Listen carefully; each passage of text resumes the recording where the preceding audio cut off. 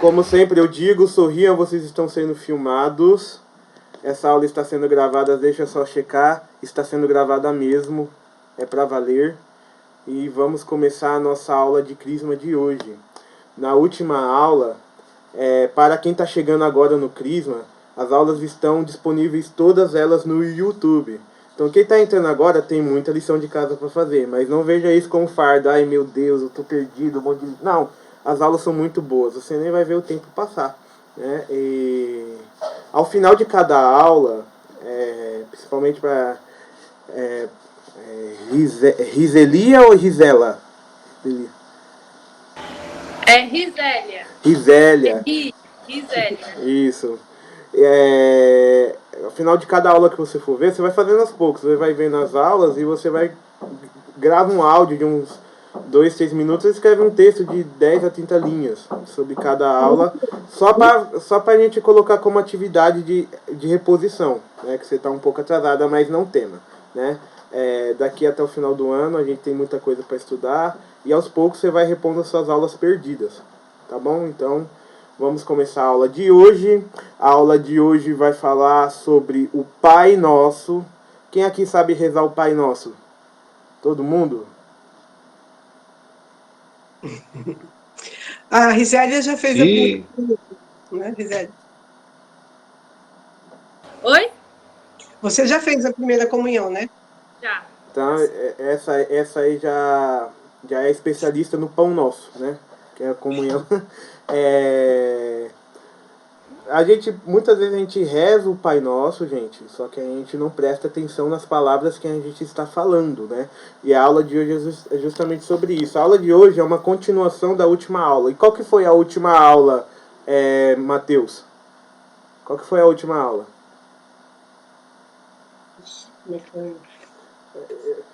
Eu vou fazendo essas perguntas para ver se o pessoal está assistindo a aula mesmo, né? Porque o pessoal desliga a câmera, né?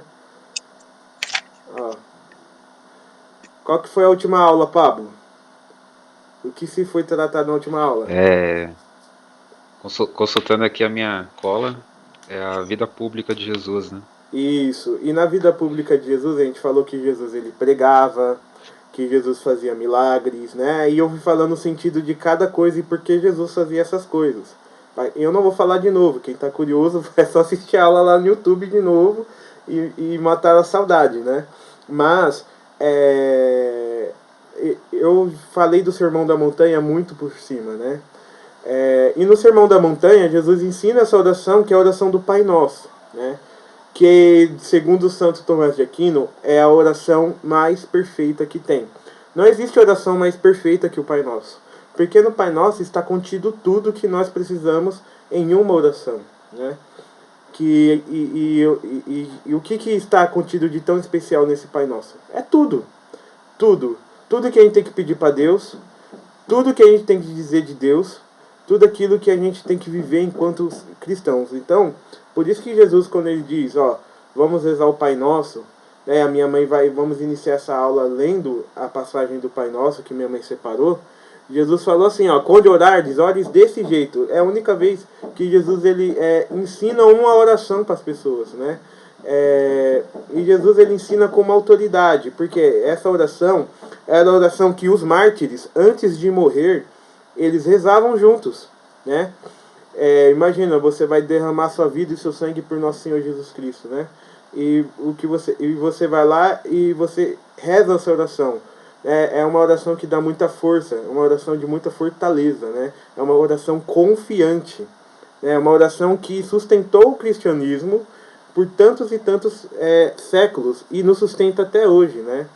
A oração do Pai Nosso, ela é dita no meio da missa, né? Porque é a oração que a igreja necessita, é a oração que a igreja sempre necessitará, né? Então, que na aula de hoje, o objetivo da aula de hoje é que você nunca mais reze o Pai Nosso da forma que você rezava antes, né? Então minha mãe vai estar lendo aí a passagem do Pai Nosso. Fica à vontade, mãe. A Zélia já sabe que tem que achar? Você já explicou para ela? Ela tá no grupo do WhatsApp já? Já. Então, Risélia, você já percebeu que tem no grupo do WhatsApp um texto, né? E esse texto é o texto da aula. Quando a aula é presencial, a gente imprime esse texto, né? Só que hoje é no Zap Zap mesmo, então vai nos acompanhando nesse texto, enquanto a aula vai acontecendo. Vamos lá, mamãe. No coração da oração do Pai Nosso, conhecemos sua origem e significado. Mãe, O Pai Nosso... lê a passagem da Bíblia. Não, aí tem introdução, aí eu já leio. Ah, tá bom. O Pai Nosso que nós rezamos encontra-se no Evangelho de São Mateus, capítulo 6, do 9 ao 13. Essa versão mais ampla, em comparação à de Lucas, de 11, 1 a 4, foi utilizada desde os primeiros séculos da Igreja na liturgia e na catequese. Então, para quem não tem a palavra, eu esqueci de falar para a Gisele que é para ter a Bíblia, mas na próxima você pega, tá? Eu vou ler para vocês. São Mateus, capítulo 6, do 9 ao 13. Não sejais como os hipócritas, que gostam de orar nas sinagogas e nas esquinas das praças, em posição de serem vistos pelos outros. Em verdade vos digo, já receberam a sua recompensa. Tu, porém, quando orares, entra no teu quarto, fecha a porta e ora ao teu pai que está escondido. E o teu pai, que vê no escondido, te dará a recompensa. Quando orades, não usei de muitas palavras, como fazem os pagãos. Eles pensam que são ouvidos por força das muitas palavras.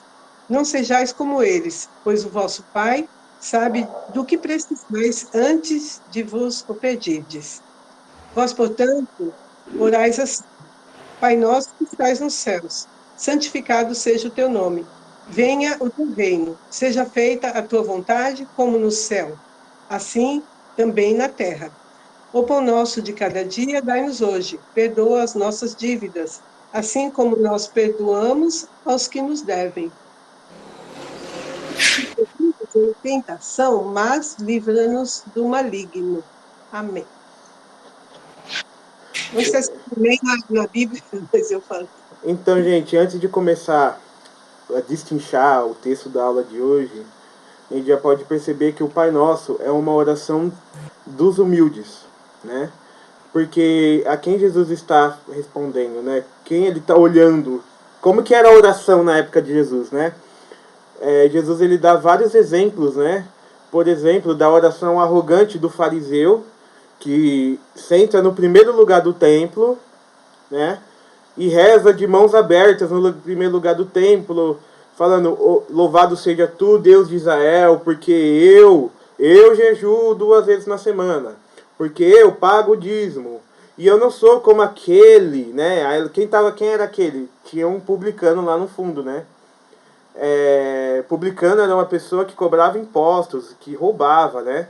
E Jesus falava assim, que o fariseu olhava para o publicano e falava que eu não sou como esse publicano, pecador, né? Porque eu sou puro, sou imaculado. Mas aí o publicano, sentado no último lugar do templo, com o olhar abaixado, ele rezava como: meu Senhor e meu Deus, não sou digno nem de olhar para vós, porque eu sou pecador, tende piedade de mim. Aí Jesus disse, né? O publicano voltou para casa justificado, e o fariseu não, né? E como que a gente faz para não rezar como um fariseu, né? Porque como que o fariseu rezaria o Pai Nosso, né? Pai Nosso que estás no céu, santificado seja o meu nome, o meu, não o vosso nome. Venha a mim o seu reino, seja feita a minha vontade, né? E assim por diante, né? Uma oração arrogante, né? E Jesus ele fala assim: não reze como os fariseus, porque os fariseus eles rezam de coração vazio. Os fariseus eles rezam da boca para fora, né? Os fariseus pedem coisas que não são para a santificação, não são para a edificação. Então como que nós devemos orar? Com humildade, né? E a gente reconhece que essa oração é humilde porque reconhecendo que Deus é o nosso Pai, né? Pai nosso que estás no céu, né? E é isso que a gente vai ler daqui para frente, né? Vai lá, mãe. O texto Pai Nosso aparece também no centro do Sermão da Montanha. Constitui, pois, o coração e a síntese do discurso inaugural de Jesus. Vamos considerá-lo procurando a origem de cada parte. Pai é a tradução da palavra aramaica Abba. O aramaico era a língua que os judeus falavam no tempo de Jesus. O significado real dessa palavra é papai. Trata-se, pois, da palavra que a criança usa quando chama o próprio pai. Jesus mostra, então, que a nossa relação com Deus precisa partir da confiança, do amor, do carinho, da mesma forma que uma criança se dirige com tais atitudes ao próprio pai. E como em Deus não há sexo, poderíamos dizer que Deus, ao mesmo tempo, é papai e mamãe. Ao rezar o Pai Nosso, ou melhor, o Papai Nosso, com o coração totalmente confiante, nós começamos a nos converter e a nos tornar crianças para poder entrar no reino dos céus. Papai Nosso não é somente Papai Meu. Numa língua africana, o Kirundi, falada no Burundi, foi traduzido assim: Pai de todos nós. Seria, aí tá uma coisa que eu não sei falar, Dave, Não precisa ler, pode pular. Seria suficiente a vivência dessas duas palavras para o mundo inteiro viver na paz. Se ele, pois, é o Pai de todos nós, nós somos e o mundo vira uma família. Amém. Então, a primeira parte é pai, né? E você vê que isso Jesus já revelou muita coisa, porque os judeus, qual era o nome de Deus para os judeus, né? E para nós também, que isso ainda vale ainda hoje. Iavé. Quem lembra das aulas de Moisés, da aula dos 10 mandamentos, quando Deus ele se revela com o nome de Iavé, que significa eu sou aquele que sou. Os judeus reconheciam que Deus era pai, mas pai de quê? De Israel, ou seja, da nação de Israel. Certo? Mas falar que Deus era pai deles, no sentido de pai mesmo, eles nunca ousaram chamar Deus de pai, né? No sentido de Abba, né? Então Jesus ele fala assim, gente, a partir de hoje, o relacionamento de Deus que vocês têm com Deus tem que mudar, né? Porque vocês estão vendo Deus somente como um Senhor, né? E Deus é Senhor, não estou falando que não é, Deus é Senhor. Mas Deus também, ele é nosso pai, e não só o pai, ele é papai, né? Que, ou seja, é a palavra que as crianças usam para chamar o pai querido, o papai, né? Ou seja, o relacionamento que nós temos com Deus de maneira até um pouco afetiva, né? De reconhecer ele como nosso pai. Muitas pessoas que têm problemas com o pai da terra não conseguem perceber isso, né? Minha mãe pode até falar um pouco mais sobre isso, né, mãe? A dificuldade que as pessoas têm com o pai, né?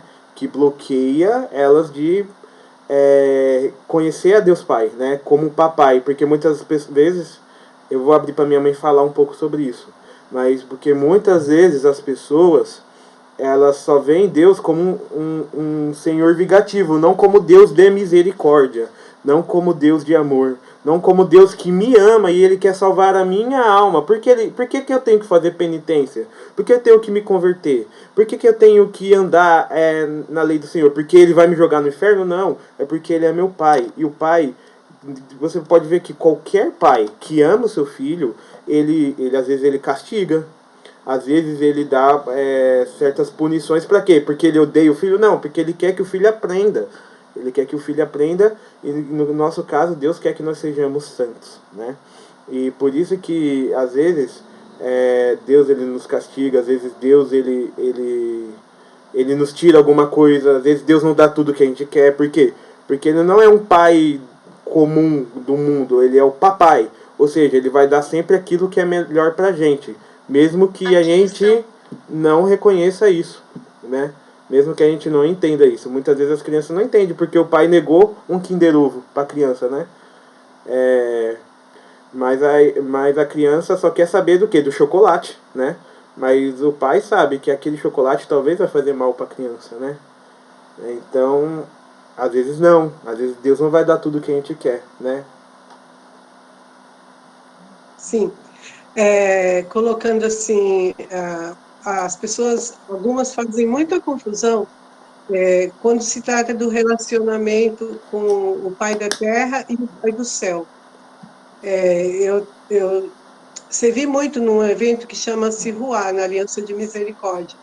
E um dos primeiros momentos no Ruá, no meio de 5 pregações, que vai durante o dia, nesse retiro, o primeiro fala logo do amor do Pai, né? E aí a gente fazia uma oração da cura paterna. No coração das pessoas, justamente na dificuldade que a pessoa tinha de se relacionar com Deus, justamente porque ela teve um problema com o seu pai da terra. Então, o pai da terra falhou em alguma coisa, ou em muitas coisas, ou em todas as coisas, e as pessoas traziam consigo feridas, que eram como que lavadas e curadas neste encontro, né? Já fiz muito retiro de crisma também, com esse retiro Ruá, libertador, que é muito bom e ajuda muito, né, as pessoas a se prepararem para receber o crisma. Com a graça de Deus, quem sabe o nosso também será um Ruá, né? E a primeira pregação já vai direto ao encontro do Pai. E a oração de cura é feita como?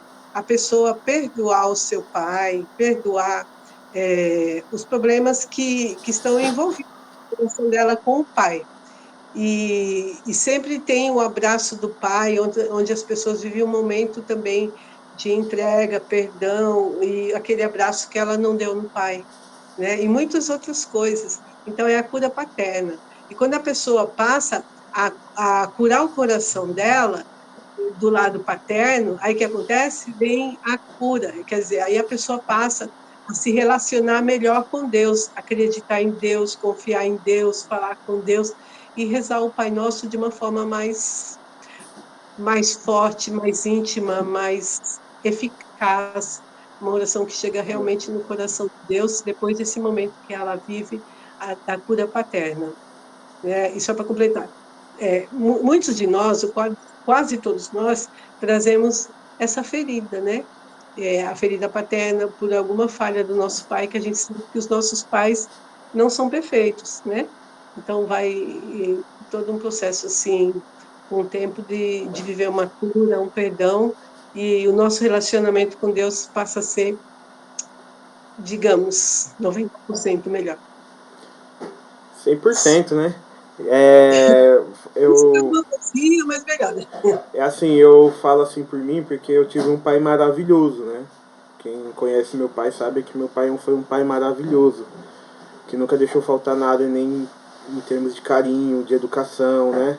Então, quando eu olho para Deus, porque eu olho para o meu pai da terra e imagino, se meu pai da terra é bom, imagine o pai do céu. Mas tem gente que não teve essa graça, né? Tem gente que às vezes o pai é cachaceiro, né? Tem vezes que o pai é abusador, tem vezes que não conheceu o pai, né? Por uma coisa, por algumas inconveniências da vida. Então, quando fala que Deus é pai, por ela não ter essa experiência aqui do mundo de paterno, então muitas vezes as pessoas veem Deus como acredita em Deus, tem fé em Deus, mas não consegue dar o título de pai, né? Por quê? Isso. Porque não tem a experiência de paternidade.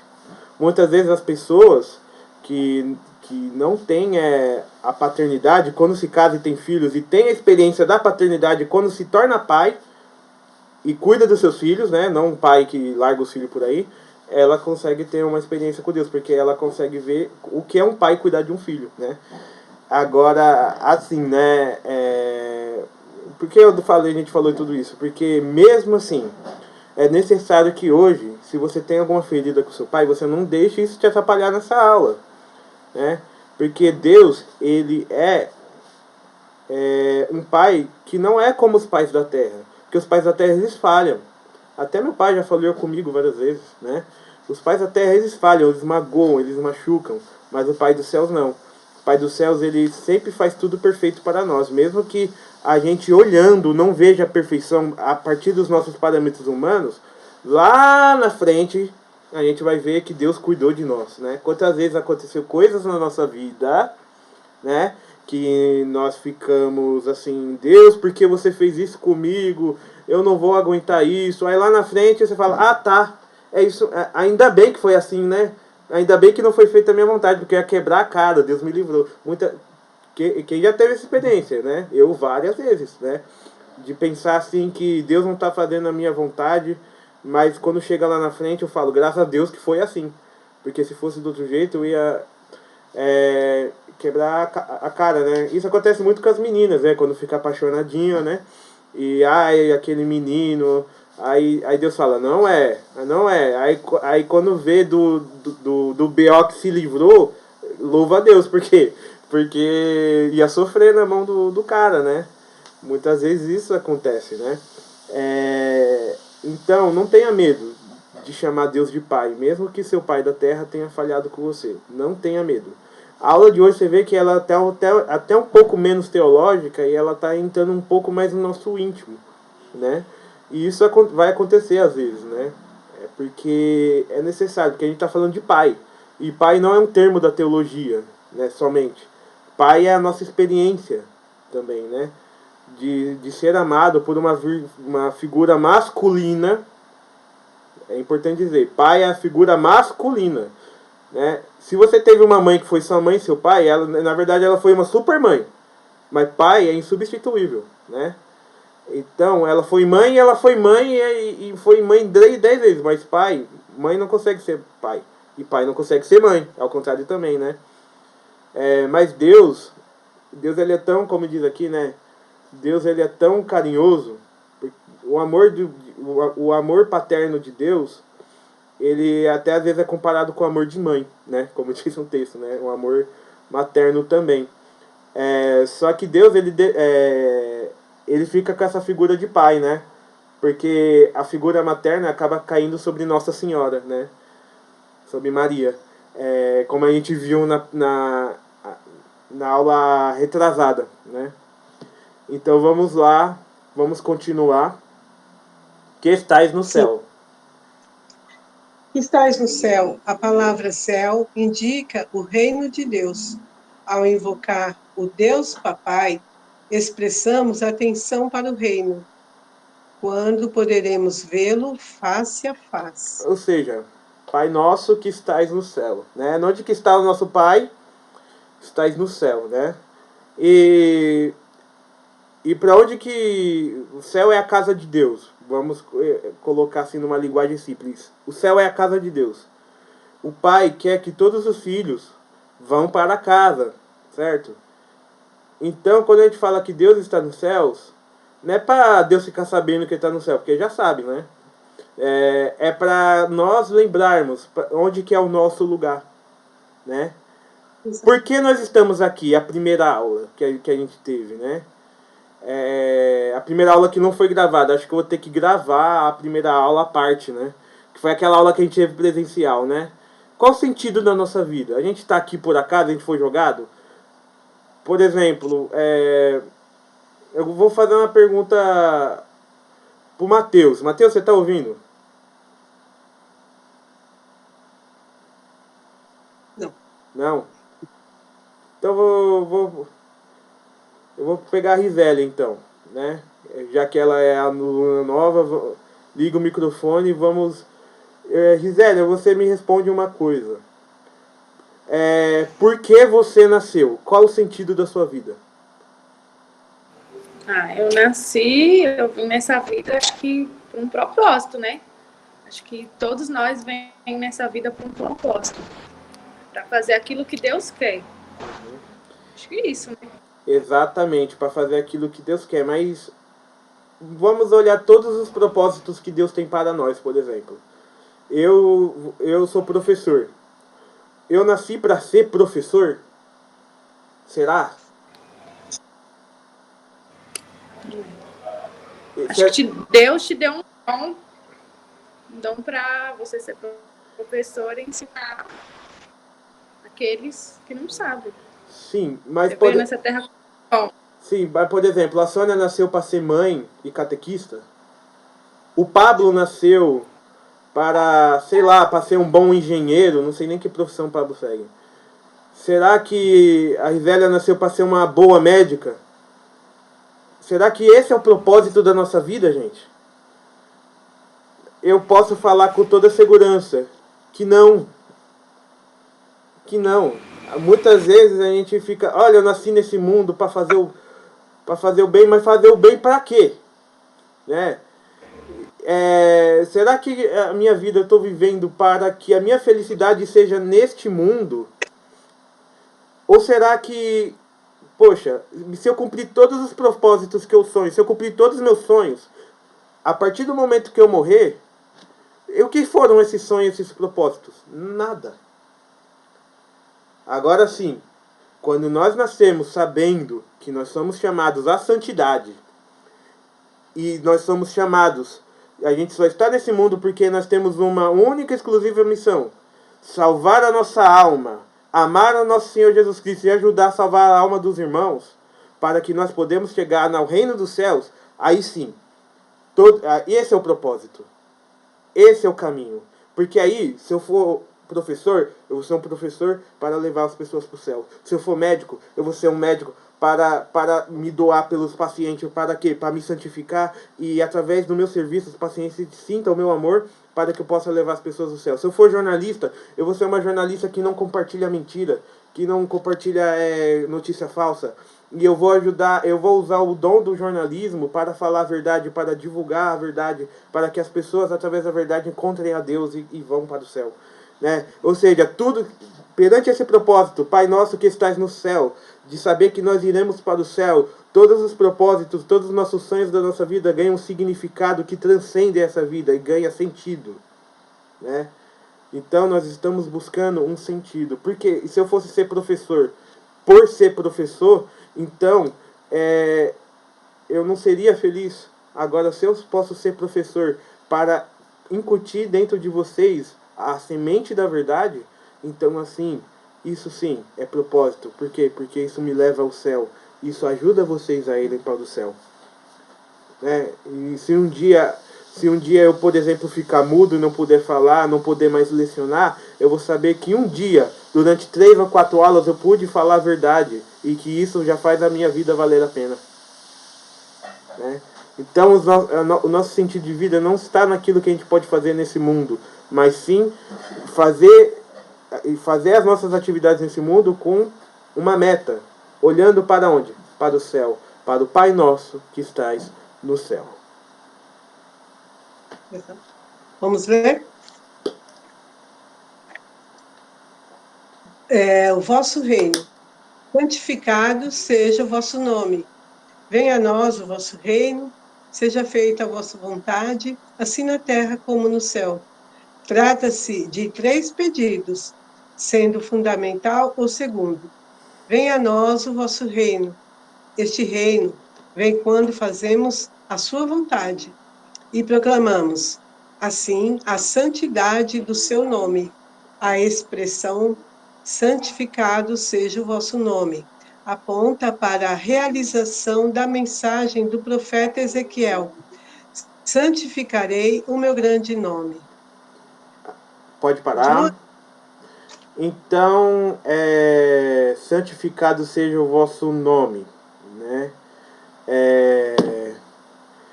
Quando nós falamos de Deus, você lembra da aula dos 10 mandamentos? O segundo mandamento qual é? Né? O segundo mandamento qual é, Pablo? O segundo mandamento? O segundo é não fazer ídolos, né? Não. Esse é o primeiro. Não, o primeiro é amar a Deus sobre todas as coisas. Isso. O segundo é não fazer imagem de Deus. O terceiro é não falar o nome de Deus em vão, né? Não, é que assim, o segundo faz parte do primeiro. Agora o terceiro é o segundo. É que eu perguntei assim naquilo que a igreja colocou como decálogo, né? Então o segundo é não falar o nome de Deus em vão, né? E é nesse que eu quero focar, né? Se a gente, santificado seja seu nome, o contrário disso é falar o nome de Deus sem santificação, ou seja, em vão, né?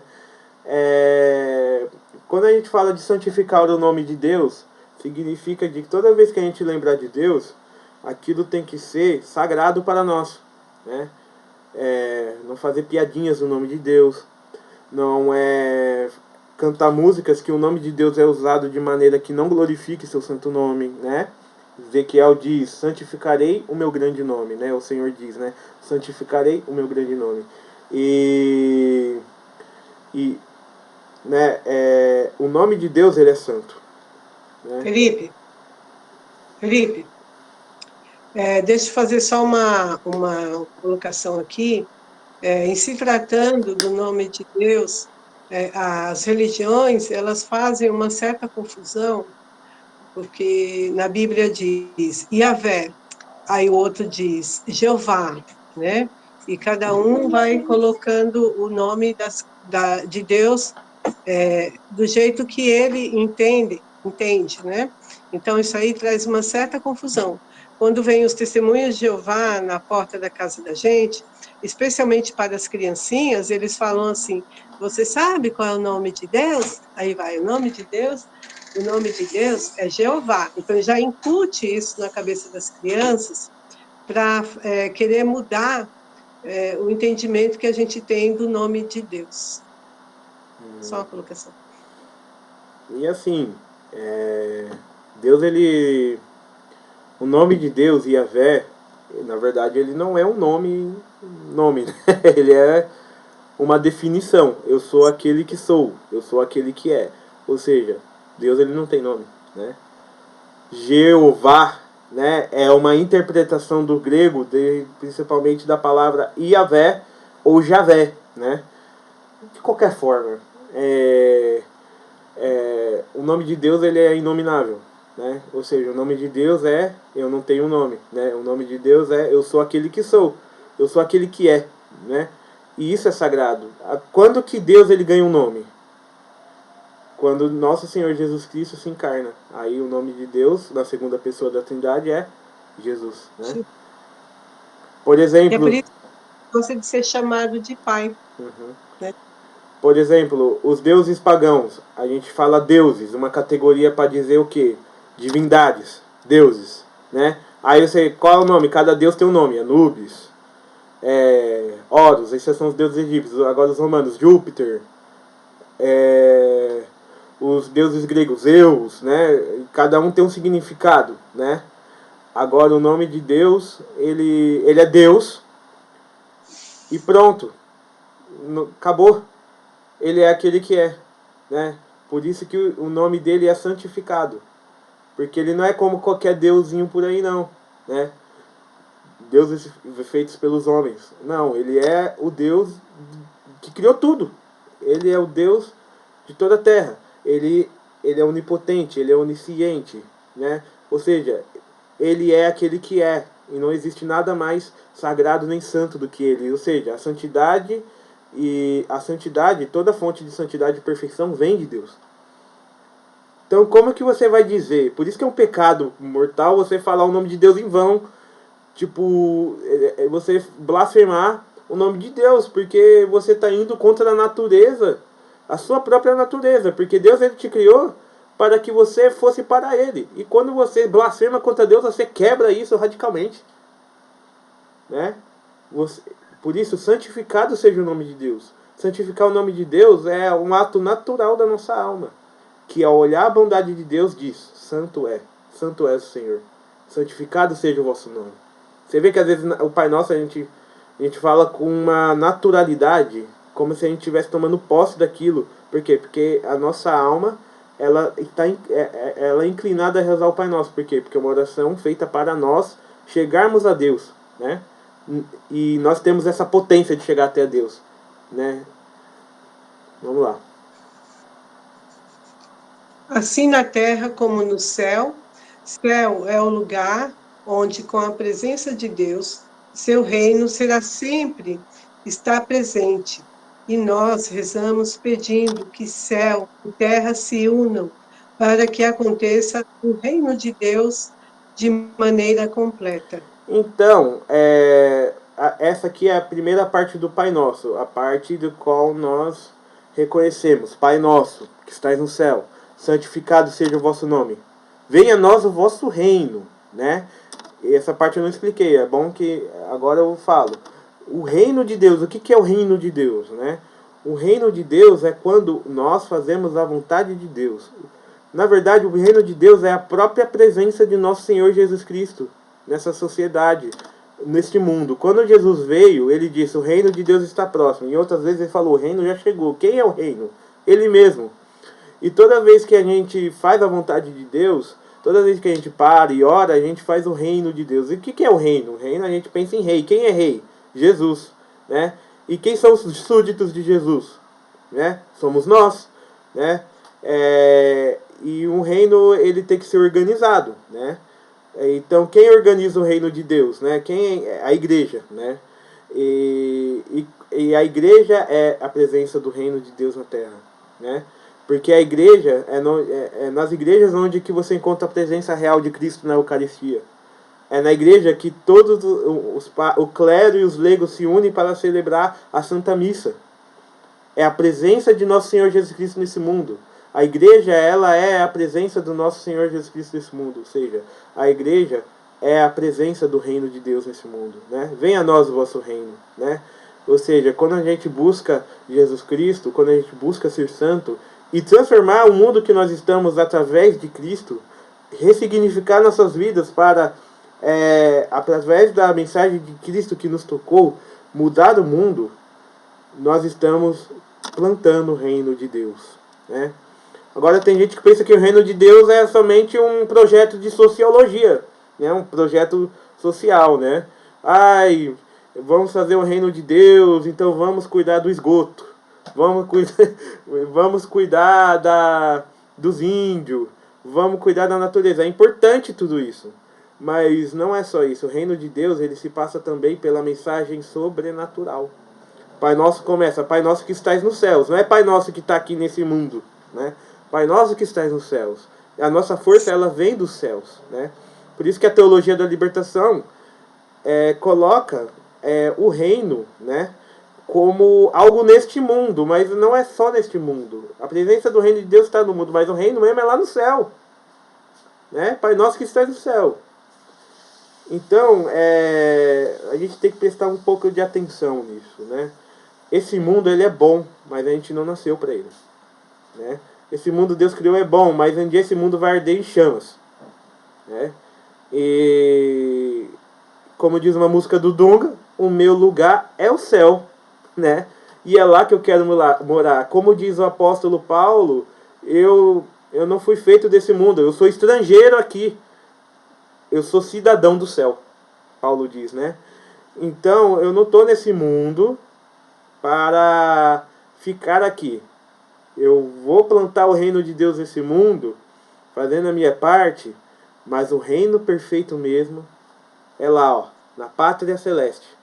Quando Jesus Cristo voltar, então, ali é o reino definitivo. E aí a gente fala, venha a nós o vosso reino, seja feita a vossa vontade, né? Seja feita a vossa vontade. É aquilo que eu falei no começo da aula, eu nem vou me estender muito nisso, né? A vontade de Deus, não a nossa. Deus ele sabe o que é melhor para nós, né? E seja feita a sua vontade, né? Assim na terra como nos céus, né? A vontade dele que é feita nos céus e aqui na terra também, né? E é interessante, né? Parar um pouquinho aqui. Hoje vai dar tempo tranquilo, fica calmo, né? Vamos parar um pouquinho aqui e pensar sobre a vontade de Deus, né? A vontade de Deus é algo que é difícil para quem é teimoso, né? Quem é teimoso aqui, né? Às vezes a gente está apegado às nossas vontades, às nossas vaidades, mas a partir do momento que a gente está buscando Jesus Cristo ele vem e começa a nos cutucar. E aí, vamos mudar de vida? Vamos abandonar a sua vida velha de pecado? Vamos para a confissão? Vamos fazer catequese, né? Muita gente, sabe, essa sala aqui, ela tá vazia, né? Quantas pessoas Jesus ele foi lá e cutucou, vamos entrar para a catequese, vamos fazer a catequese. E as pessoas falaram, não, agora não. Primeiro eu vou fazer inglês. Não, primeiro eu vou fazer faculdade. Não, primeiro eu vou fazer... Ou seja, sua vontade, né? E 9 a 10 pessoas aceitaram o chamado de Deus, né? E falaram: Senhor, não seja feita a minha vontade, seja feita a sua vontade, né? E é interessante que quando a vontade de Deus ela é feita na nossa vida, né, no começo dói às vezes, mas na frente a gente se torna cada vez mais feliz e alegre, né? Quanto mais a gente faz a vontade de Deus, quanto mais a gente morre para nós mesmos, para as nossas vontades, para fazer aquilo que Deus nos pede, mais a gente é feliz, né? Minha mãe pode dar testemunho disso, eu posso dar testemunho disso, várias pessoas aqui podem sim dar testemunho disso. Agora, Felipe, como que eu sei que Deus está falando comigo? Olha, essa aqui nem catequese responde, porque você sente, você sabe quando é você, e você sabe quando é Deus falando com você. Quem sabe Deus não está falando agora com você através de mim, através da Sônia, né? Quem sabe, né? Você hoje, talvez você tenha uma pendência com seu pai, já que a gente está falando do pai, você ouviu a voz de Deus e falou: hoje eu vou perdoar o meu pai, né? Hoje eu vou largar a minha vida de pecado e me converter. Hoje eu vou começar a ir na missa todos os dias. Não sei, Deus fala. E Deus fala através das pessoas. Deus, ele não... Porque tem gente que só faz a vontade de Deus se descer, o Deus no céu, como se fosse de uma nave espacial, assim, e parasse na sua frente: é para você fazer isso, isso, isso e aquilo. Mas aí, onde que está a nossa fé? Deus, ele fala através das pessoas, das pregações. Deus fala através dos mendigos, né? Quantas vezes os mendigos me parou na rua e me deu uma aula de fé, né? E Deus falou comigo através dos mendigos, né? Você quer acrescentar? Minha mãe tem testemunho sobre isso, né?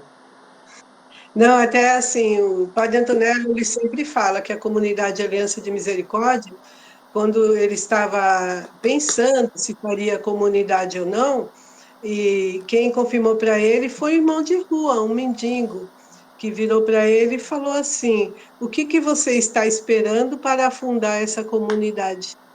Então, quer dizer, só faltou Cristo desenhar, né? Porque falar ele falou, só faltou desenhar, né? Então, faça o meu reino de amor aqui na Terra. Você está pensando o quê? Então, ele foi inspirado a fazer essa comunidade ligada aos pobres, às pessoas carentes, materiais e espirituais. Mas ele estava esperando uma confirmação, e quem deu essa confirmação foi justamente uma pessoa de rua, né? E ele teve várias outras confirmações com pessoas de rua. Então ele entendeu que precisava mesmo fazer a vontade de Deus aqui na Terra. Qual é a vontade de Deus aqui na Terra? É que a gente não veja os pobres assim e deixe eles largados, deixe eles com fome. Tá certo que nós, pessoalmente, não vamos concentrar o mundo, mas desde o momento que a gente está nessa comunidade ou ajude essa comunidade, a gente está ajudando com que a comunidade possa fazer esse bem e fazer a vontade de Deus, né? Aquilo que Deus pediu. Porque nós não vamos sair sozinhos na rua e fazer uma obra, a gente pode até, assim, se machucar, né? Mas se você estiver em grupo, em comunidade, numa ação comunitária, essas coisas dão muito certo, né? Eu estou falando assim por um prisma do olhar, o que é que Deus quer? Em primeiro lugar, Deus não quer que a gente sofra. Deus não deseja a nossa infelicidade. Deus quer que a gente seja feliz, né? Mas nós temos que colaborar, fazer a nossa parte.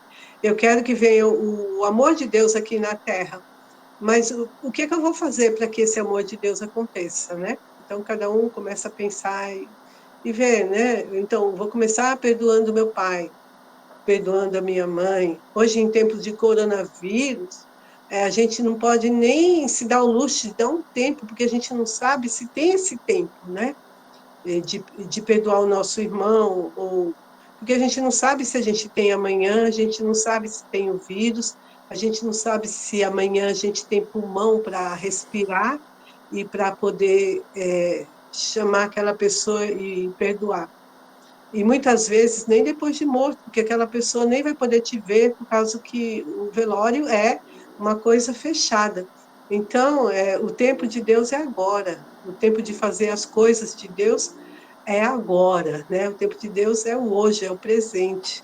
Então, o reino de Deus começa quando a gente faz a vontade dele, e a vontade dele começa sempre pelo perdão, pelo amor, pelo nosso abrir o nosso coração e deixar que a vontade dele venha se realizar. A vontade dele, a gente já sabe, todos nós sabemos, que é o amor, o carinho, o perdão, e banhado dos 7 dons do Espírito Santo que nós vamos aprender, que a gente já recebeu no batismo. Tudo isso são ajudas que vêm do céu, né? Para que a gente possa fazer a vontade dele.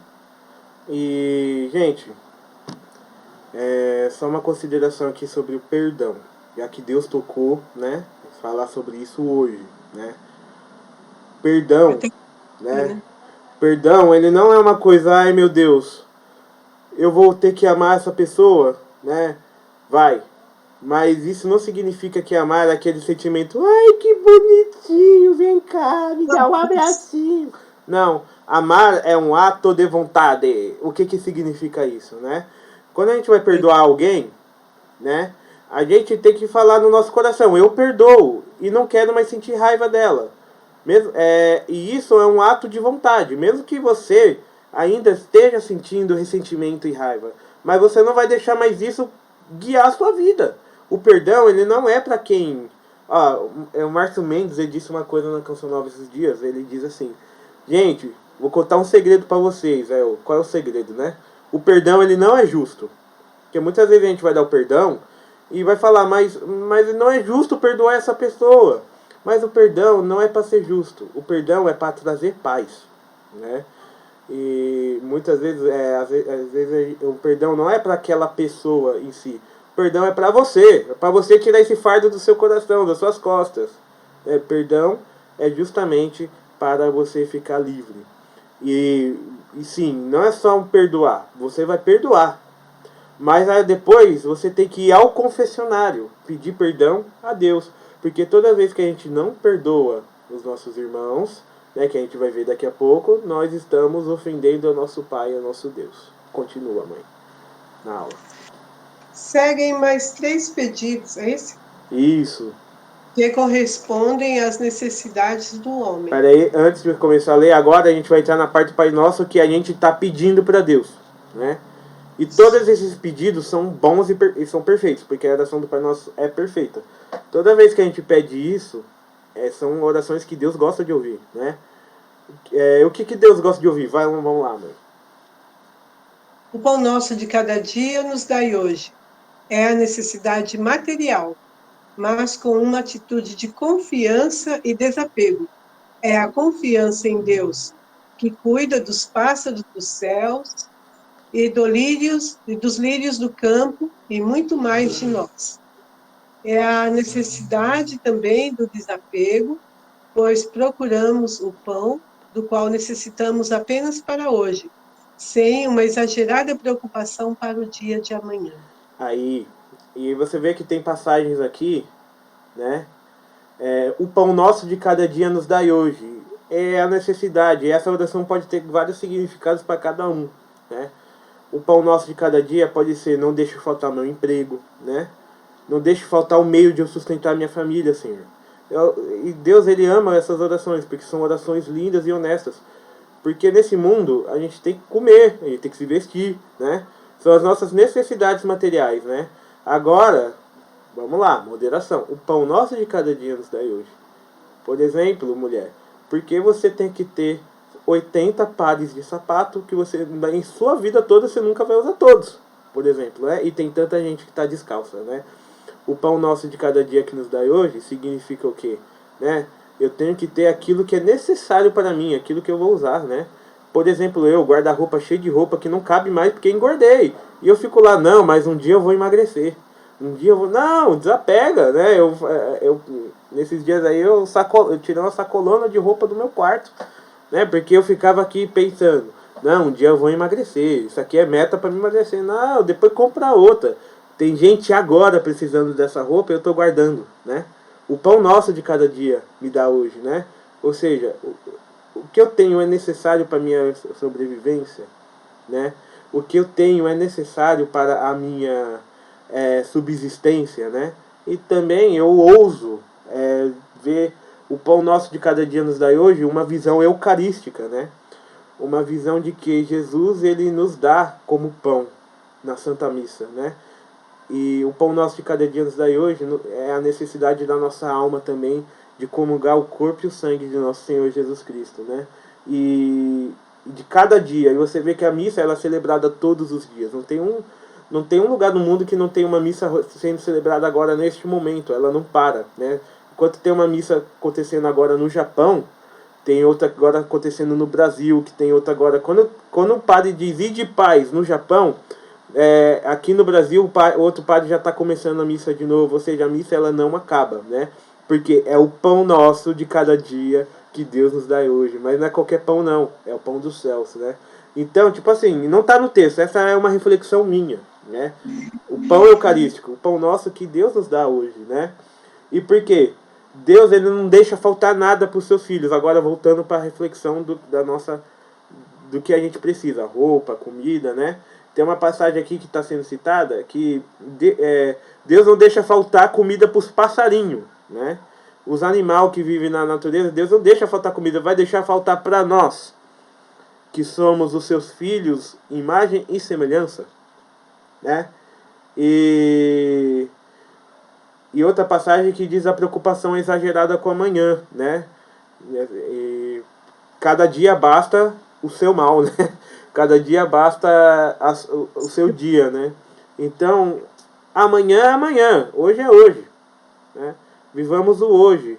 E se hoje a gente chegou bem, tem gente que está com dívida, tem gente que está preocupado, tem gente que está com gente no hospital entubada. Mas se hoje nós chegamos bem, o pão nosso e nós vamos terminar esse dia bem, né? Vamos dormir. Não sei se a gente acorda, né? Porque ninguém sabe o dia de amanhã, mas a gente vai dormir. O pão nosso foi dado no dia de hoje. E Deus vai cumprindo a nossa promessa, né? Isso. E aí diz assim: perdoai as nossas ofensas, assim como nós perdoamos a quem nos tem ofendido. É a necessidade espiritual. Trata-se de reconhecer humildemente nossos pecados, mas o perdão, a misericórdia de Deus, manifesta-se somente se nós somos misericordiosos com o próximo, como nós perdoamos a quem nos tem ofendido. Então aqui, como eu já falei de perdão pra caramba, eu só vou lembrar aquela parábola, né, do rei que tinha... O rei ele tinha um servo que lhe devia, vamos traduzir para a linguagem de hoje, uns 500 conto, uns 500 reais, né? Aí o servo, ele chamou o servo diante dele e falou: paga o que me deve. Ah, não tem dinheiro, dá-me mais um prazo, por favor, né? Aí o rei falou assim para ele, né? Então não tem essa de paga depois não. Eu vou pegar a sua família, eu vou vender sua família como escravo para pagar a sua dívida. Aí ele falou: não, ele se humilhou diante do rei, me dá mais um prazo, me dá mais um prazo. E ele viu que essa humilhação era tão grande, que ele foi lá e perdoou esse servo. Ele falou: sua dívida está perdoada, pode ir embora, né? Aí esse servo, quando ele foi embora, ele encontrou outro servo que devia também um dinheiro para ele, né? E tipo, devia 50 reais, vamos dizer assim. E ele falou, ele pegou esse servo e falou: paga o que me deves, né? E ele falou: não, eu tô tentando pagar, por favor, dá-me o prazo, nada. Aí ele vai lá e chama a polícia, né? Que traduzindo para a linguagem de hoje, ele chama a polícia, né? E quando ele chama a polícia, joga ele na cadeia. Só que aí essa notícia chega no rei. E o rei chama ele diante dele e falou: por que você não perdoou esse homem que só te devia 50 reais? Você me devia 500 e eu te perdoei, né?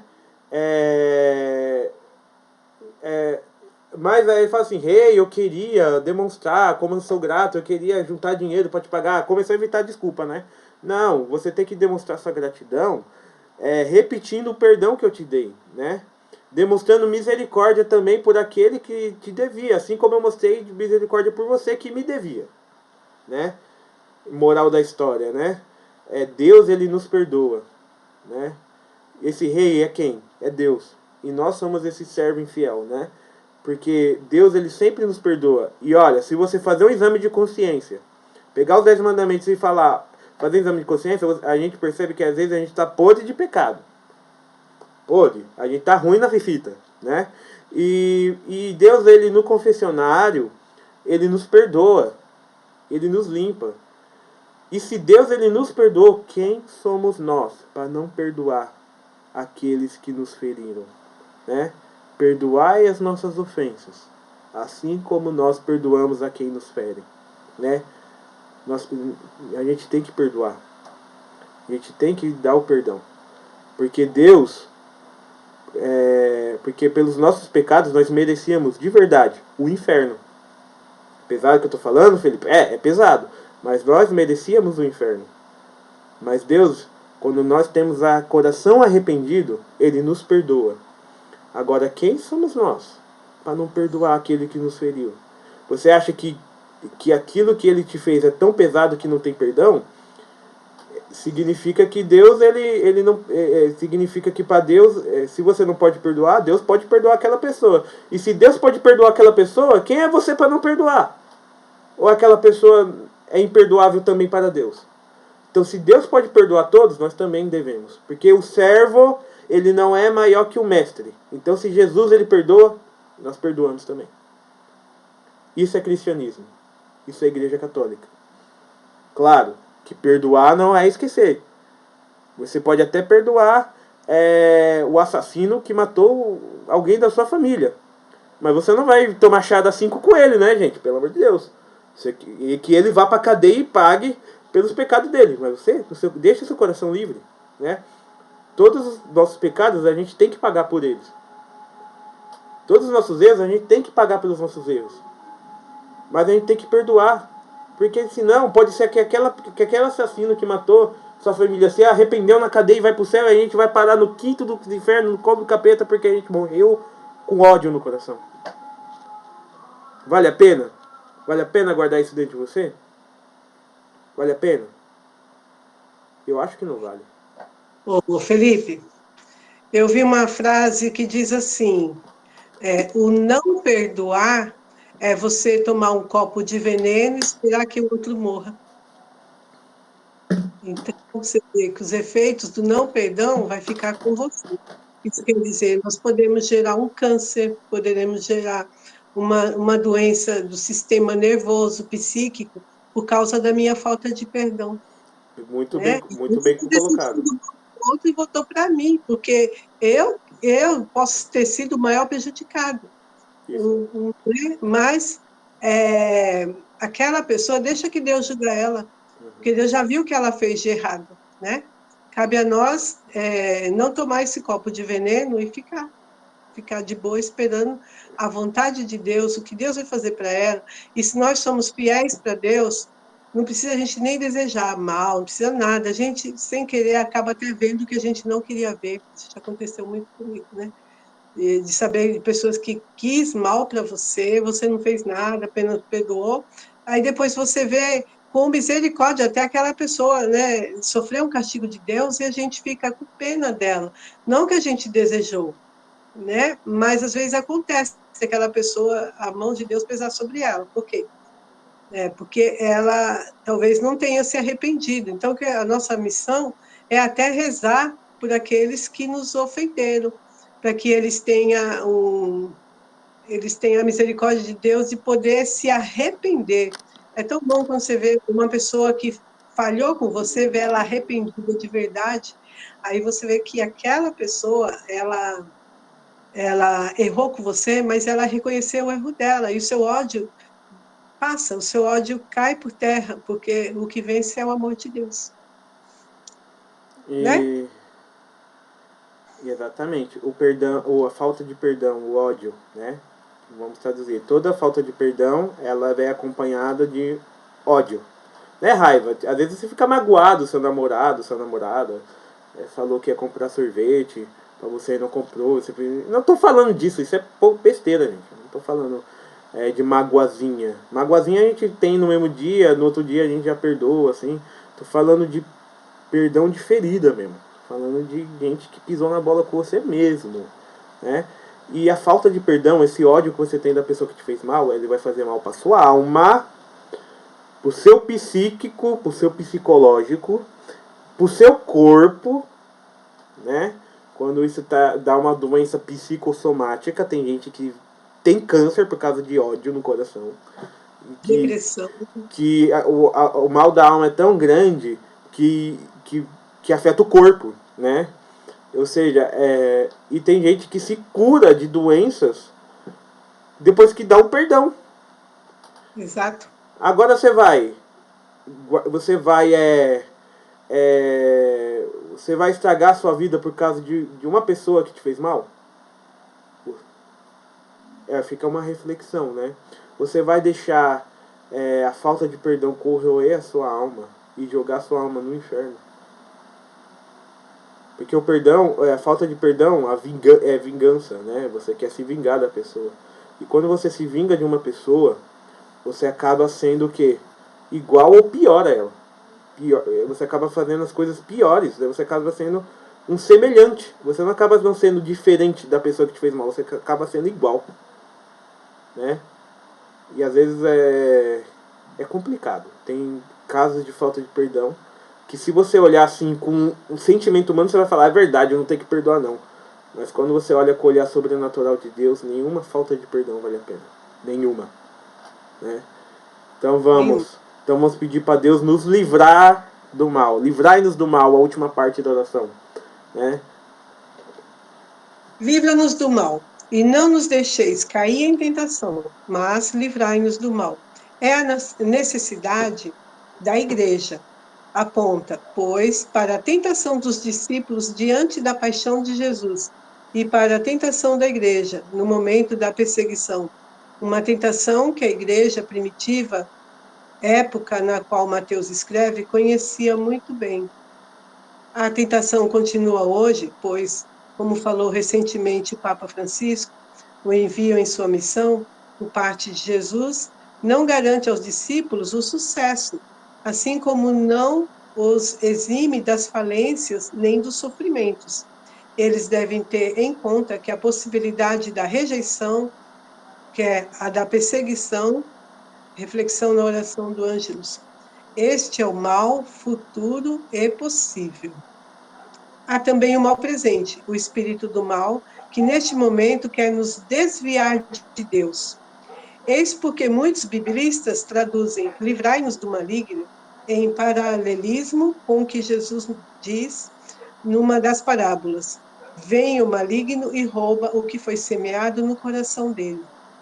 Eis, pois, como é riquíssimo o conteúdo do Pai Nosso. Vamos penetrar no coração dessa oração, sem a reduzir apenas às palavras vazias, como fazem os pagãos. Perfeito. Agora essa última parte, livrai-nos do mal, né? E ela tem dois sentidos, né? Como aqui diz no texto, que é o sentido do mal futuro. O que é o mal futuro, né? É aquilo que ainda vai acontecer, né? E graças a Deus a gente não sabe o que vai acontecer no nosso futuro, senão a gente ia ficar agoniado agora, por antecipação, né? Por exemplo, uma mãe que sabe que o filho tá para nascer, ela sabe o mal futuro, que é não o nascimento do filho, que é uma bênção, mas as dores do parto. Ela sabe que vai vir. Então muitas vezes já fica agoniada antes da hora, né? E livrai-nos do mal, né? E muitas vezes Deus nos livra do mal, mas muitas vezes é necessário que Deus permita que o mal entre na nossa vida, né? Para quê? Para que nós sejamos educados, né? Mas a gente sempre pede, livrai-nos do mal, né? Esse Deus sempre vai, das duas uma, ou ele vai nos livrar quando é uma coisa que realmente vem para nos destruir, ou ele vai nos dar força para suportar o mal, né? Ele vai dar o espírito de fortaleza, né? Ele vai dar o espírito de sabedoria. Para quê? Para diante da tribulação, que é livrar-nos do mal, diante da tribulação, diante da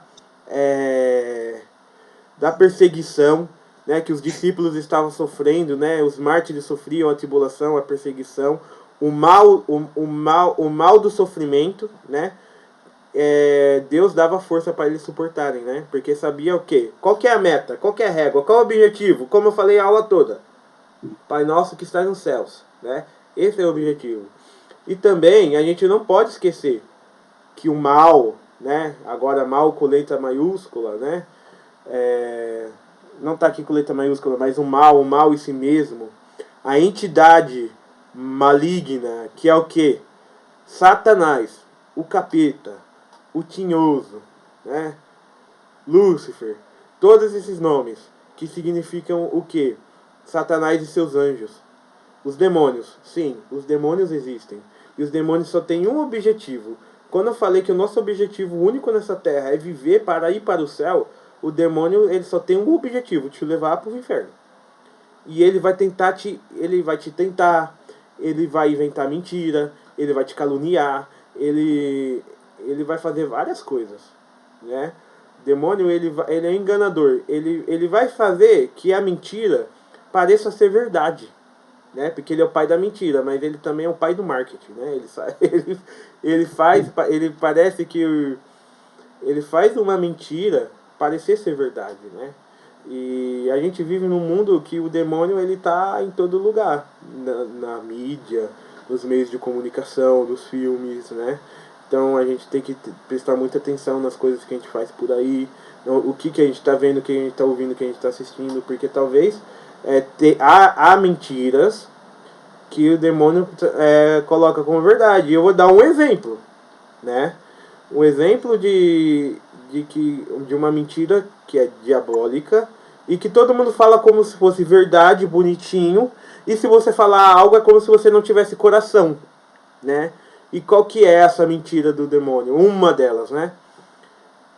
Agora vocês vão falar, não, Felipe tá doido, é absurdo, né? Vocês estão curiosos? Vocês querem ouvir? É pesado, gente. Quem quiser ouvir, fala, eu quero ouvir. Eu quero ouvir. Eu quero ver. Sim. Eu também. Então vamos lá. A curiosidade não serve só para cair em pecado, mas para instigar o conhecimento da verdade. Por exemplo, não existe esse negócio de que você é mãe de cachorro, mãe de gato. Parece simples, né? Ai, meu gatinho é meu filho, né? E hoje está muito na moda. Eu sou mãe de pet, eu sou pai de pet. Mas por que isso é uma mentira diabólica, gente? Porque tem casais hoje que estão deixando de ter filhos para cuidar de cachorro e de gato. Tem até canal da TV para cachorro e para gato. Agora, Felipe, por que isso é demoníaco? Porque o casal que deixa de ter filhos para cuidar de cachorro e de gato está maculando, está como que eu posso dizer? Está profanando, está manchando o matrimônio. É claro que eu estou falando de quem? De pessoas que estão casadas na igreja. Quando eu falar, eu estou falando pra gente que é da igreja. Quem é lá do mundão, eles não conhecem a verdade. Eu estou falando para nós que conhecem a verdade. Porque quer dizer, quem está no mundão, Satanás não tem que tentar.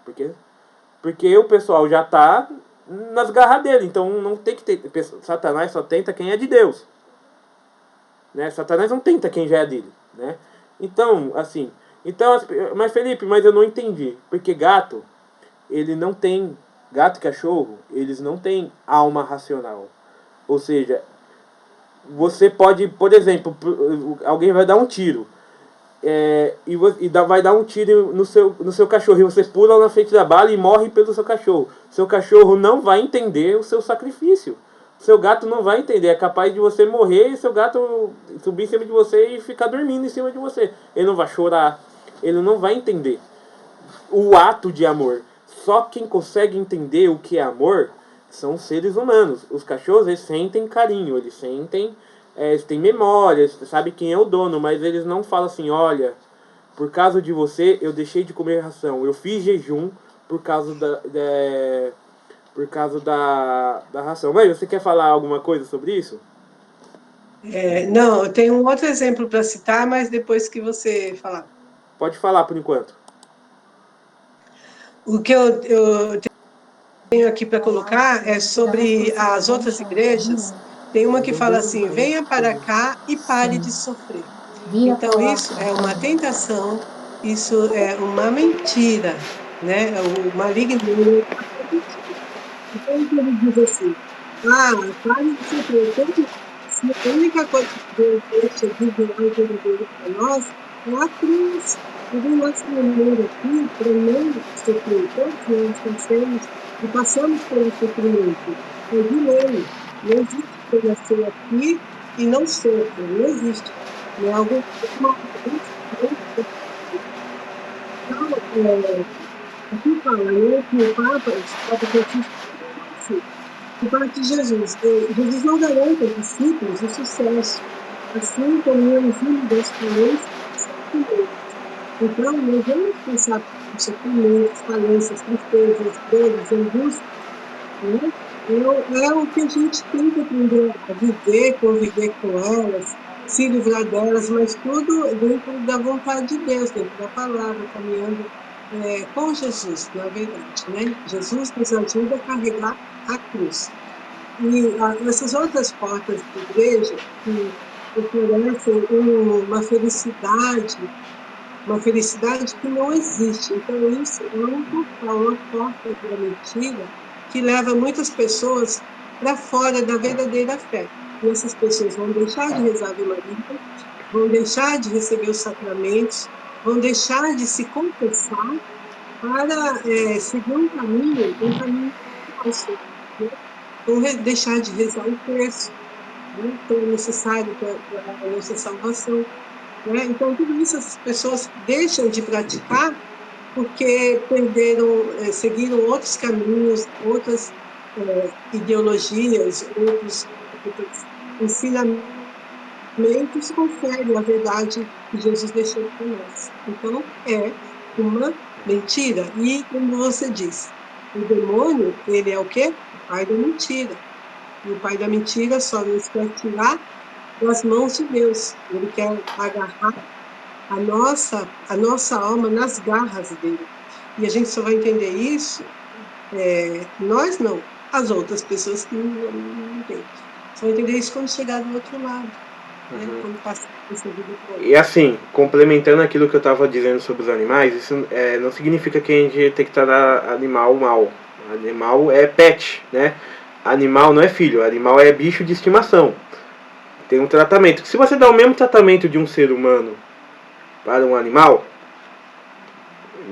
você está profanando a imagem e semelhança de Deus, que é o ser humano, né? Diz G.K. Chesterton, que é um autor católico, que onde há adoração de animais, há sacrifício de seres humanos. Ou seja, muitas pessoas até abortam seus filhos, não têm filhos, matam seus filhos no útero. Pra quê? Mas cria gatinho. Você vê, por exemplo, tem países que você pode fazer aborto até o 9º mês, né? Que é um assassinato, né? Mas ai de você, se você mexer num ovo de tartaruga, é multa e prisão. Aqui no Brasil é assim. Ou seja, assassinar uma criança no útero da mãe não é crime. Agora, mexer num ovo de tartaruga é. Ou seja, o que está tendo mais valor? A vida humana? Não, a vida do animal.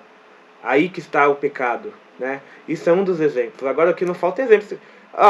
Para fechar, vocês gostariam de ouvir mais um exemplo ou não? Sim. Sim. Sim.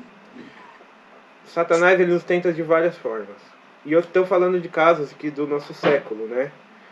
Porque no mundo de hoje, nós somos tentados de várias coisas, né?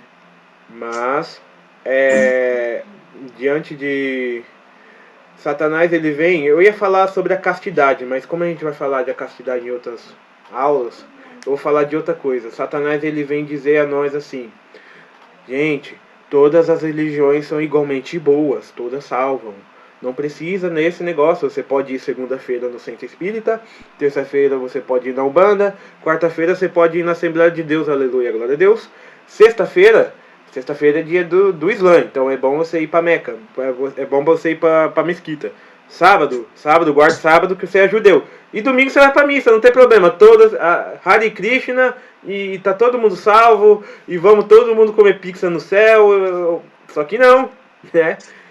Jesus diz, eu sou o caminho, a verdade e a vida, né? Venha a nós o vosso reino, né? E quando a gente fala o vosso reino, é o reino de nosso Senhor Jesus Cristo, né? Não é o reino de Buda, o reino de Alá, nem é o reino de Ogum, de Oxalá. Ah, Felipe, você está sendo intolerante religioso. Não, eu só estou sendo católico. Porque só existe salvação dentro da Igreja Católica, ou só existe salvação no cristianismo, né? Porque os protestantes eles podem chegar à salvação também, mas esse é assunto para outras aulas. Mas o caminho seguro e firme para a salvação é somente na Igreja Católica, né? Porque senão, se todas as religiões salvassem, Jesus Cristo não precisaria vir ao mundo dar a sua vida, derramar o seu sangue, né? Porque se todas as religiões salvas, o sangue de Jesus não tem valor nenhum. Se Jesus morreu para redimir os nossos pecados, como vamos ver na próxima aula, e eu já faço isso até para introduzir um pouco a próxima aula, se Jesus, ele, na sua paixão, morte e ressurreição, ele redimiu o pecado de Adão e Eva, ele exterminou da face da terra o pecado original, né? Da face da terra não, ele através do batismo, que vem da cruz, né? Que o batismo, a água do batismo, ela é o sinal do sangue de Cristo que nos banha. O pecado original sai de nós. Então, se Jesus fez tudo isso, sofreu, foi flagelado, crucificado, para a gente precisar falar, olha, Jesus, você é mais um Deus entre tantos deuses, e todos, olha, todos salvos, todos são maravilhosos, né? Então, Jesus Cristo, ele morreu por nada, né? Então, se Jesus Cristo ele morre por nós, significa que ele é o único caminho, ele é o caminho, a verdade e a vida, né? E isso quem diz não sou eu, é o próprio Jesus Cristo que diz, certo? Então, livrai-nos do mal. Satanás ele vai querer que a gente acredite nessas mentiras. Ele quer que a gente acredite que o matrimônio não precisa casar na igreja. Pra que casar na igreja? Hoje tá todo mundo casando só no civil, pra que gastar dinheiro? Né? É só juntar, só namorar. Pra que guardar a castidade antes do casamento? Você é medieval, né? E Satanás ele vai, através dos seus secretários, ele vai dizendo essas coisas. Livrai-nos do mal, Senhor. A gente tem que dizer. Livrai-nos do mal, porque a verdade diz na Bíblia que chegará um tempo, e esse tempo acho que já chegou, que a palavra de Deus vai se tornar insuportável. Insuportável. Ou seja, a gente vai falar a palavra de Deus, que em outras épocas santificaram tantas pessoas, fizeram tantos corações chegar ao céu, a gente vai falar a palavra de Deus, as pessoas vão falar, mentira, é machismo, meu Deus, machista, Jesus é fascista, Jesus, não, é a mesma palavra de Deus de sempre, é a mesma palavra de Deus de 2000 anos. Ah, mas a palavra de Deus tem que mudar para os tempos modernos? Não. A igreja tem que mudar para os tempos modernos? Não. Se o aluno está errado, o professor tem que mudar para se adequar ao erro do aluno, isso é certo? Se o aluno acha que 2 mais 2 é igual a 5, o professor fala, não, 2 mais 2 é igual a 4. O aluno fala, seu medieval retrógrado. Né? Seu antigo. Agora a moda é 2 mais 2 igual a 5. Aí o professor, eu tenho que respeitar a opinião dos outros. Então 2 mais 2 é agora, a partir de agora, é igual a 5, gente. O professor está sendo certo se ele está fazendo isso? O que vai acontecer? Vai se edificar os prédios. Isso, aí o cara vai virar engenheiro, arquiteto, vai fazer 2 mais 2 igual a 5, os prédios vai começar a cair. Assim é com a fé. A fé ela não muda, a fé é uma. O que muda é a comunicação dos séculos, entendeu? Antigamente a igreja só pregava em latim, hoje prega em português, inglês. Né? Antigamente, mas é o mesmo evangelho. Muda a forma, muda os instrumentos, mas é o mesmo evangelho de sempre. Agora Satanás ele não é criativo, né? Satanás ele usa os mesmos métodos, mentir, porque ele só sabe fazer isso, mentir. Mentir para quê? Para levar a nossa alma para o inferno, né? Então, Deus abençoe todos vocês. E essa foi a aula de hoje. Vamos fazer uma oração para a gente encerrar? Ah, né? peraí, já ia esquecendo. Ah, As dúvidas, gente. Quem tem dúvidas, agora é a hora. Eu não posso esquecer dessa parte. um por... Dúvidas, um por vez. Felipe, uma duvidinha. No caso, igual você falou, que tipo, não pode tratar animal como se fosse uma criança, isso é um pecado? Depende com a intenção que você faz isso. Se a partir de agora, tipo assim, pode dar nome pro animal? Pode. Pode dar carinho pro animal? Pode. Agora, pode gastar R$ 1.300 com o animal no pet shop? Pau nosso de cada dia nos dá hoje, né? Será que é necessário? Né? Se Quantos... for pensar, não pode.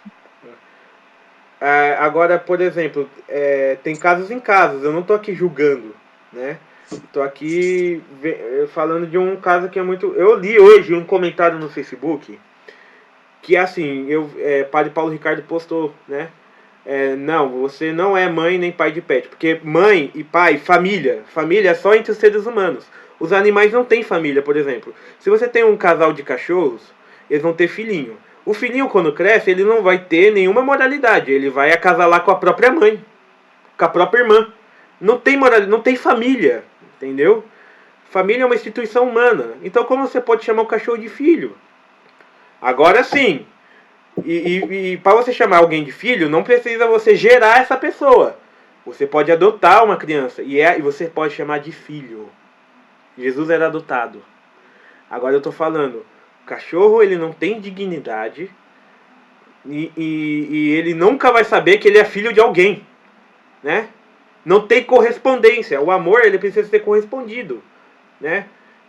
Minha mãe chega assim, filho querido, eu falo, mamãe querida, tô correspondendo ao amor da minha mãe. Aí você chega pro cachorro e fala, meu filho querido, ele, au, né? Ele não vai entender só a demonstração de amor, ele vai sentir o carinho, o afeto. Ou seja, a gente tem que tratar bem os animais, mas a partir do momento que a gente chama animal de filhinho, a partir do momento que a gente dá uma dignidade, trata ele igual ou maior que um filho, ou pior ainda, quando você deixa de ter filhos, mas você gasta dinheiro cuidando de cachorro, é sim um pecado. Agora, se é venial, se é mortal, aí vai ver você e o seu confessor. Você e o padre que você se confessa, vocês vão ver isso aí, né? É claro que você vai achar padres que vai falar assim, esse catequista é muito radical. Esse catequista vai encontrar, porque quando você vê um padre que está falando algo contrário àquilo que você aprende no catecismo da Igreja Católica, fique com o catecismo da Igreja Católica, porque tem muito padre que é mal formado, né? Agora tem muito padre bem formado também, né? Não sei se eu respondi sua pergunta, ou se eu me enrolei que respondi. Muito obrigada. Entendi certinho. Felipe, Oi. só vou fazer um comentário aqui durante a aula, né? Teve uma hora que tocou o interfone aqui. Aí tem um amigo meu que ele mora na rua, né? Ele é morador de rua já tem uns 20 anos, assim, né? Uhum. E eu sempre ajudo ele, assim, né? Quando dá, sempre ajudo ele e tal. Só que eu já tava meio que fechado, assim, pra não mais ajudar, pelo menos esse mês, porque meu dinheiro tá tudo indo embora pra ele, assim, né? E eu não tô gastando com outras coisas, né?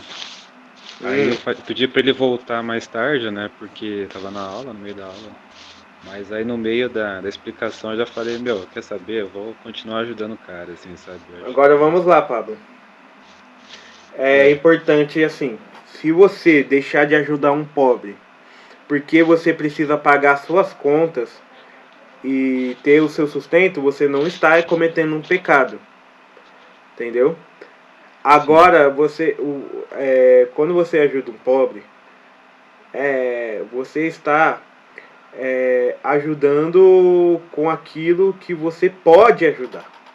Entendeu? Agora, não se sinta escrupulosamente obrigado a ajudar ele sempre. Ai, não tenho dinheiro, o dinheiro que é para pagar a conta de luz eu estou ajudando ele. Não, isso é até errado, entendeu? Você tem que sempre ponderar e saber, né? Eu sempre que saio, eu tenho um dinheirinho, né? Esse é pra pagar as contas, mas eu falo, e esses R$ 2 aqui que tá moscando? Aí eu já separo, esse aqui é do pobre, né? Esse aqui, e porque isso aí é uma virtude da esmola. Agora, se o cara tá 20 anos na rua, ele deve ter uma história muito louca pra contar, né? Pra não sair da rua, né? Deve ser... Exatamente. Você pode passar para ele o endereço da Casa Restaura-me, a Casa de Restauração da Aliança de Misericórdia, que lá tem almoço, tem janta e café da tarde para os irmãos de rua, tem banho quente, né? Então, esse rapaz ele tem que dar os pulos dele e sair do teu pé, que ele já está tirando você do seu eixo. Mas Não aí, que você não Pablo, ajudar, né? só uma coisa. Essa casa aí fica no centro, Sônia? É no Fica no Brás. centro? Ah, É, no Brás. Beleza. Rua Monsenhor. Depois você entra em contato com a minha mãe no privado, ela vai te passar todos os passos. Mas assim, Pablo, continua ajudando. Mas assim, no seu limite. Eu não tô falando que não é pra você não ajudar. Tô falando assim, olha, se eu der R$ 10 pra ele e isso me prejudicar no pão nosso de cada dia que Deus tá me dando, então eu vou dar 2. Se 2, entendeu? Você tá entendendo? Você tem que ter um senso de proporção, né? Agora, assim, por exemplo, se você puder dar R$ 2, pode ter certeza que esses R$ 2 que você vai dar para ele. Porque Deus, ele não. Uma coisa que Deus ama é os pobres. E Deus não abandona eles. Nem ferrando. Ou seja, se você dá. Se era pra você dar R$ 10 pra ele, você só pode dar 2, alguém vai dar 8. Você pode ter certeza disso. Entendeu? Sim. Alguém vai dar 8, entendeu? Alguém sempre vai completar aquilo que você... Porque a gente não pode consertar o mundo. Muitas vezes a gente fica com essa sensação, ai meu Deus, eu tenho que consertar todos os males do mundo e a gente não consegue, mano. Sim, perfeito. Mas Não, eu vou. muita luz aí sempre, né, nessas aulas aqui de Crisma, é sempre muito significado tudo aqui que vocês falam. Gratidão aí. Risélia, desculpa, eu vou errar seu nome sempre. Quiser. Você tem alguma dúvida? O que você achou da aula? Não, nenhuma dúvida. Achei maravilhosa, deu para entender perfeitamente. Então que bom. Eu acho que ninguém tem mais dúvidas, né? Alguém tem mais dúvidas? Então minha mãe pode encerrar se ninguém levantar a mão. Eu vou encerrar a gravação, tá bom? Muito obrigado por hoje. Quem está nos acompanhando no YouTube aí no futuro, galera do futuro, fiquem com Deus, né? Eu vou encerrar a gravação e minha mãe vai fazer uma oração aqui para encerrar a aula. Tchau, tchau, galera do YouTube. Deus abençoe vocês.